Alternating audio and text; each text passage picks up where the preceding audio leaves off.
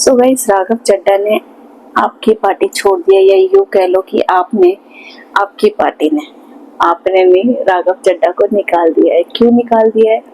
क्योंकि उस पार्टी के एलिगेशंस हैं कि वो उनके सपोर्ट में नहीं बोलते हैं, कभी भी उनके लिए नहीं बोलते हैं, नरेंद्र मोदी के खिलाफ नहीं होते हैं कभी।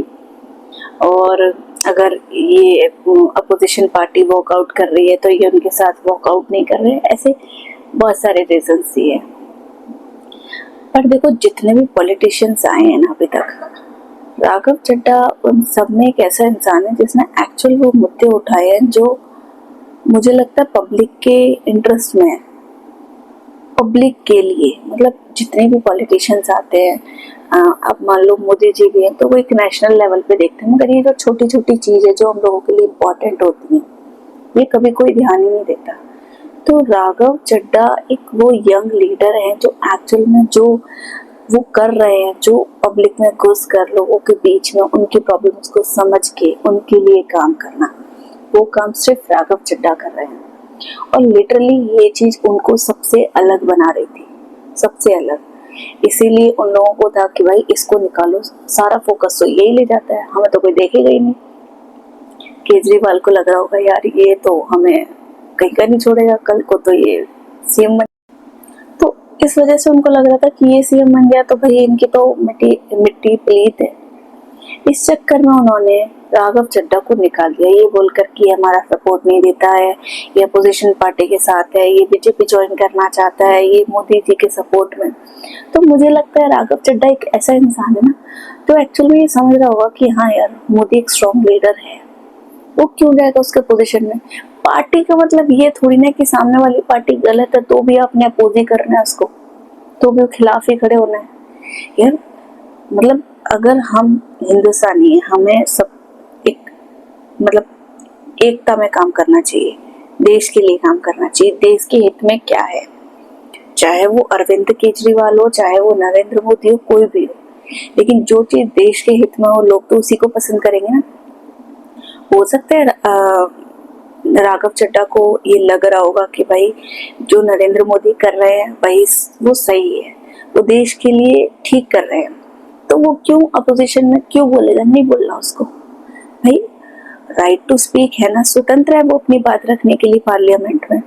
लेकिन ये वाली बातें उनकी पार्टी से हजम नहीं हुई और उनको था कि भाई इसको निकालो, इसको बाहर करो, इसको पार्लियामेंट से बाहर करो।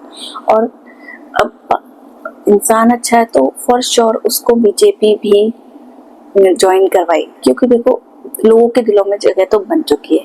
अब आप ये बोल लो चाहे जगह बनाने के लिए उन्होंने ये सब किया हो या इतने लोगों के लिए काम किए हो, लोगों की प्रॉब्लम्स उठाई हो, जो लोगों के मतलब जो कंपनीज लूट रही हैं हम लोगों को, तो हो सकता है उन्होंने पब्लिक की नजरों में आने के लिए किया हो, लेकिन किया तो है भाई, आपने फेमस होने के लिए किया, लेकिन सोचा तो सही, ऐसे पॉइंट्स उठाए जो कि कभी किसी नेता ने नहीं उठाए। और ऐसे लीडर को निकाल के ना आप वालों ने बेवकूफी करी है, इन्होंने अपने ही पैर पे कुल्हाड़ी मारी है। ये चाहते तो राघव चड्ढे की जितनी पॉपुलैरिटी हो रही है, लोग जितना उसे पसंद कर रहे हैं, वो उनको यूज करके आगे बढ़ सकते थे कि उनके पास एक स्ट्रॉन्ग बंदा है टीम में जो पब्लिक अट्रैक्ट कर रहा है, मगर उन गधों ने उसको निकाल दिया।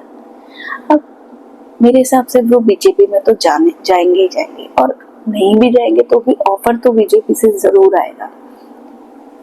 समझदार लोग ऐसे स्ट्रॉन्ग टीम को कभी निकालते नहीं है, वो अपने पास समेट के रखते हैं। तो फॉर श्योर राघव चड्ढा अब बीजेपी में जाएंगे ही जाएंगे, और जैसे ही जाएंगे तो बस बातें यही उठेंगी कि ये तो साले का प्लान था, इसको तो बीजेपी में जाना था, इसीलिए ये सब हो रहा था, इसीलिए ये सब कर रहे थे। पर नहीं, जितना मुझे समझ में आया, मैं पॉलिटिक्स में वाकई इतना नहीं हूँ, पर जितना मुझे समझ में आया कि राघव चड्ढा एक वो बंदा है जो पब्लिक के लिए सोचता है, पब्लिक के बारे में सोचता है, खुद को उनकी जगह पे रख के सोचता है। तो अगर ये पॉलिटिक्स में आगे गए तो फॉर श्योर ये एक अच्छे पॉलिटिशियन बनकर साबित होंगे।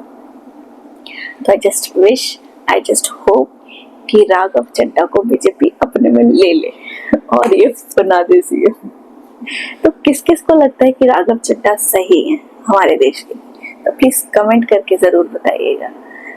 तब तक हम आपसे मिलेंगे अगली वीडियो में। Bye bye.